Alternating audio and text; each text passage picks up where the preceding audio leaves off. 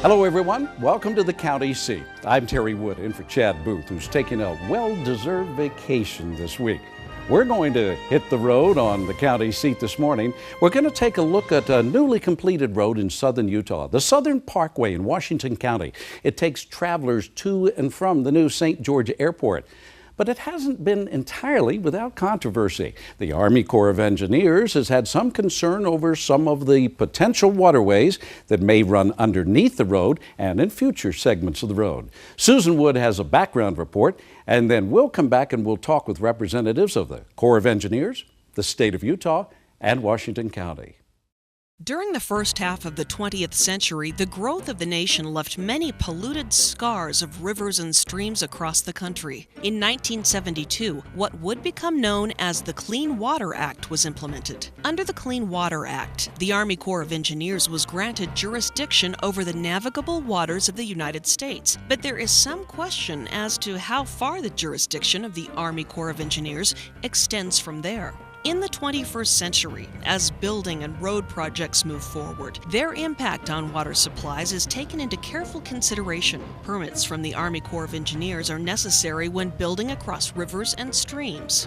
Our mission is to allow for reasonable development, but at the same time try and maintain the integrity of our nation's waterways. So it's a delicate balance. But what happens when a proposed highway goes over a wash that may only run water through it once every few years? Does the potential for water give the Army Corps of Engineers permitting jurisdiction? Currently, outside of St. George, Utah, a partially completed 33-mile road that leads to the newly completed St. George Airport is in dispute over this exact question. After the highway was built, the Army Corps of Engineers came in and asserted that they had jurisdiction and they had not obtained the appropriate permits.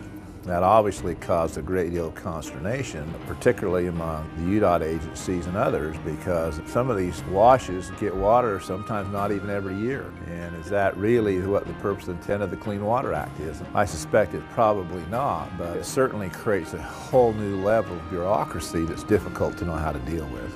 Southern Utah is an arid place by anyone's estimation. Dry washes exist at every turn, many not seeing water for years at a time. Even in an abundantly wet year like 2011, most of Utah's washes will remain dry. The question the Corps is trying to answer is, what effect does the water that does run through these washes have on the nearby Virgin River and Lake Mead, another 75 miles downstream? Every project is different. Every project has its case-specific scenarios.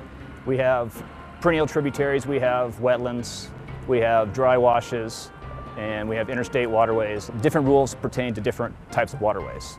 If they're allowed to expand their definition to include all of those dry washes in Washington County, then everything that anybody wants to do on their land will bring federal oversight and intervention into. You can just imagine you're going to bring everything to a screeching halt. And I don't think that's not good for the economy, it's not good for local governments, it's not good really for even the federal government. Well, with respect to the Southern Parkway corridor, we've permitted several sections of it up to the airport intersection. We've been continuing to work with UDOT for several other sections on an up corridor, determining whether or not those particular areas are jurisdiction or not. So we continue to work on the issue of determining whether or not this particular section near Fort Pierce Wash requires permits or whether it's not considered a jurisdictional waterway. It's that jurisdiction that has local leaders in St. George scratching their heads. To add another level of bureaucracy to an already complicated and costly permitting process has elected officials on the defensive.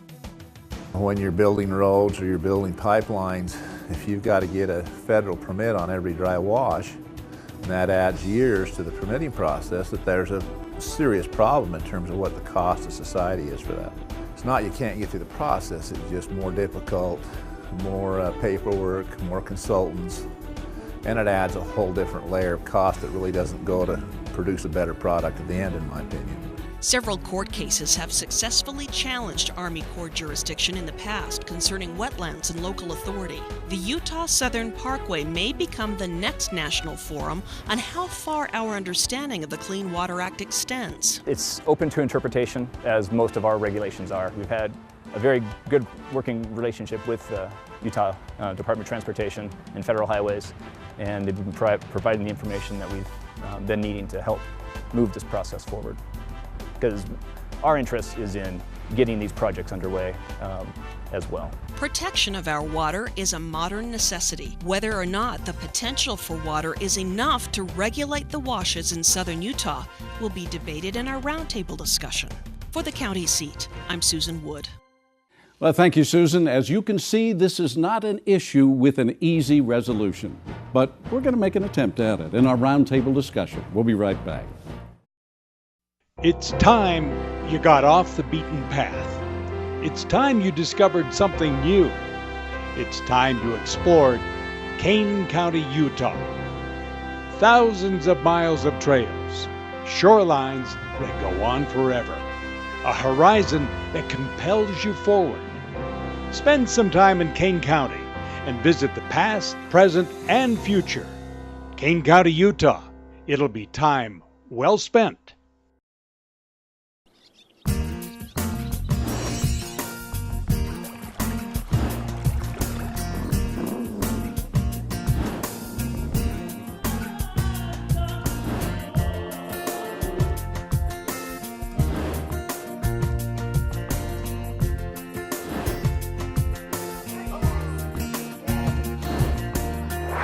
Logan, Utah. We've got it all and so can you. It's in your own backyard. What brings you to St. George? Business meeting. Staying long? Just here for the day. Quick in and out. Hey, I just landed. Can we meet in a half an hour? Oh, too bad. Why so fast? Stay any longer, we'll run out of things to do. On second thought. Buddy, something's come up. I'm gonna need another hour. Can we push the meeting till noon?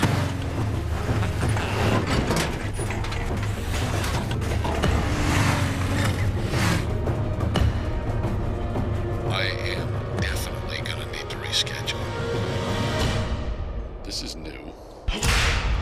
Sit back, relax, and enjoy your 45-minute flight to Salt Lake. How'd that meeting go? I should have booked a weekend.